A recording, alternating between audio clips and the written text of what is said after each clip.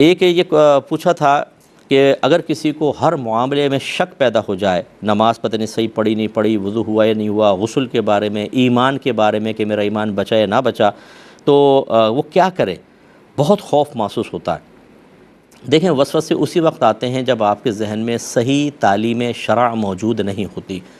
ہمارے گھروں میں یہ رواج ختم ہو گیا ہے کہ باقاعدہ بچوں کو نماز سکھائی جائے، ایمانیات کے بارے میں بتایا جائے، کفر و شرک کی تعلیم دی جائے، یعنی یہ بتایا جائے کہ کفر کیا ہوتا ہے، شرک کیا ہوتا ہے، ہمیں کیسے اس سے بچنا ہے، اللہ کی توحید کے بارے میں بتایا جائے۔ یہ چیزیں اب ختم ہو گئیں، لہذا ہم تھوڑے تھوڑے بیانات سن کر مسجد میں چند چیزیں سیکھ کر بڑے ہو جاتے ہیں، اور ناقص معلومات کی وجہ سے پھر شیطان وسوسے ڈالتا ہے۔ تو میری گزارش یہ ہے کہ ان وساوس سے بچنے کا پہلا طریقہ تو یہ ہے کہ آپ ان تمام کے بارے میں علوم حاصل کریں۔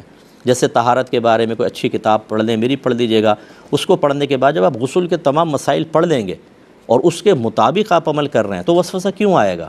وسوسہ آتا ہی اس وقت ہے جب آپ کے ذہن میں غسل کے مسائل نہیں ہوتے، آپ کہتے ہیں پتہ نہیں غسل ہوا نہیں ہوا، کیونکہ آپ کو اصل مسئلہ تو معلوم ہی نہیں، نماز ہوئی نہیں ہوئی کیونکہ آپ کو نماز کے مسائل نہیں پتہ، آپ کو ایمان کے بارے میں نہیں پتہ کہ ایمان ہوتا کیا ہے، زوال ایمان کا مفہوم کیا ہے، ایمان ضعیف کیسے ہوتا ہے، قوی کیسے ہوتا ہے، یہ تفصیلی معلوم نہیں۔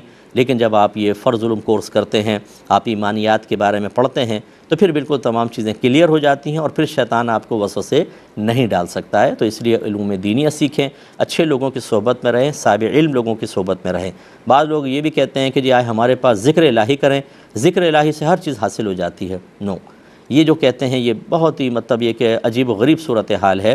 ذکر کرنے آپ 100 سال ذکر کرتے رہیں، اگر آپ علم دین نہیں سیکھیں گے، حرام و حلال کے مسائل آپ کو پتہ نہیں ہوں گے، غسل و وضو اور ایمانیات کے بارے میں آپ نہیں جانیں گے، تو کیا صرف ذکر کرنے سے تمام علوم حاصل ہو جاتے ہیں؟ جو اس بات کا دعویٰ کرے تو پھر جو آپ کے ساتھ ذکر کرتا ہے، جس نے نہیں سیکھے اس کو ہمارے سامنے لے کر آئیں، ہم دائرہ ادب میں رہ کے چند کویسچن کریں گے، بیسکس بتا دے تو آپ ہمارا نام بدل دیجیے گا۔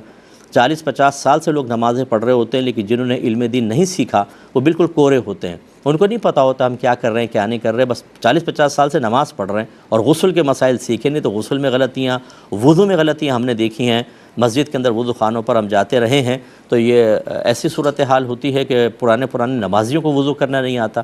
وجہ کیا ہے؟ سیکھا نہیں ہے۔ تو خوف بجا ہے آپ کا، اچھا ہے، لیکن یہ شک کبھی ختم نہیں ہو سکتا جب تک آپ جہالت میں مبتلا رہیں گے۔ علم کی طرف آئیں، انشاءاللہ یہ سب چیزیں